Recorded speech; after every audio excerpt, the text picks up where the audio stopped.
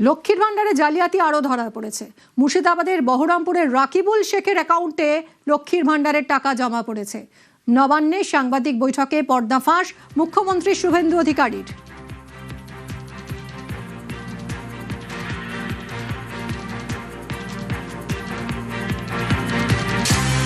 আপনাদের একটা উদাহরণ দিই আমি।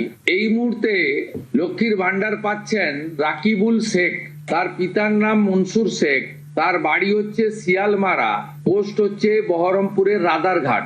যে কর্মসূচি মহিলাদের জন্য, সেই কর্মসূচি তো ভেজাল এবং বেনজল ভেরিফিকেশন না থাকার ফলে ঢুকে বসে আছে।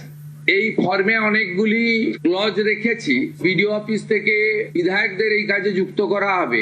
জনকল্যাণ শিবির হচ্ছে 15, 16, 17, সেখানেও ফর্ম ফিল আপ করার বা সহযোগিতা করার, বা কেউ যদি কোনো এই ফর্মের কোনো একটি ক্লজ বা কোনো একটি বিষয়ে তার কোনো কনফিউশন থাকে, সেটাও করতে পারবেন।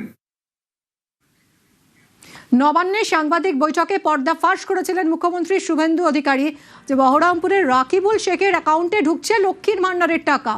কতদিন ধরে তিনি এই টাকা পাচ্ছিলেন, কিভাবেই বা তার প্রকাশ্যে এলো, আমরা জানবো। প্রণব রয়েছে সঙ্গে। প্রণব, দেখো, বছর 3 ধরে এই রাকিবুল শেখের অ্যাকাউন্টে কিন্তু এই লক্ষ্মী ভান্ডারের টাকা ঢুকতো এবং এই কথা মুখ্যমন্ত্রী সাংবাদিক সম্মেলন করে জানানোর পরেই কিন্তু তাকে কিন্তু বহরমপুর থানার পুলিশ তাকে গ্রেফতার করে এবং বিডিও অফিসের পক্ষ থেকে বহরমপুরের বিডিও তার নামে অভিযোগ দায়ের করে। তারপরে কিন্তু তাকে গ্রেফতার করা হয় এবং আজকে তোমার বহরমপুর জেলা জজ আদালতে তাকে তোলা হয় এবং 7 দিনের তাকে পুলিশ হেফাজতের আবেদন করা হয়েছে।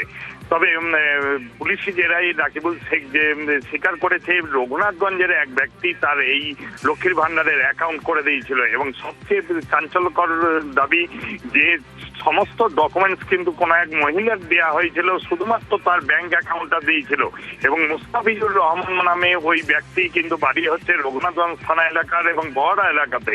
এবং তারপরে কিন্তু এই গ্রেপ্তার হওয়ার পরে কিন্তু সেও কিন্তু গা ঢাকা দিয়েছে। আমরা তাদের বাড়ি গিয়েছিলাম, কিন্তু সেখানে সে রীতিমতো উদাও হয়ে গিয়েছে এবং এলাকার লোকজন কিন্তু এই ব্যাপারে মুখ খুলতে পারেনি।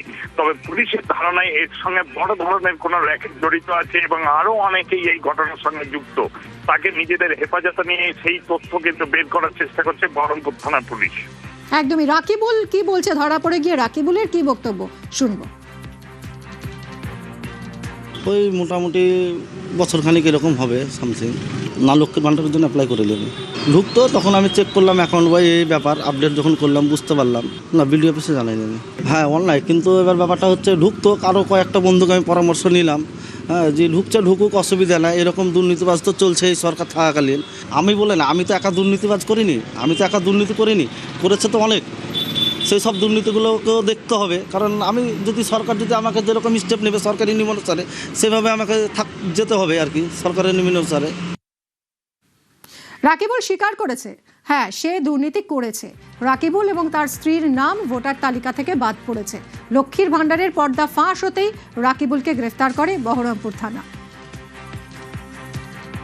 এটা তো আমাদের কাছে ডেটা থাকে না, এটা যেহেতু দুয়ারে সরকার ক্যাম্পের মাধ্যমে আমাদের ওনারা জমা করেন এবং কিছু কিছু হয়তো অনলাইনেও করেন। এবার সেটা তো ব্লক ভেরিফাই করে পাঠায়, তো সেই হেতু হয়তো হয়েছে, সেটা আমাদের জানা ছিল না। ব্লক ভেবে দেখবেন যে না, কীভাবে কী স্টেপ নেওয়া যায়।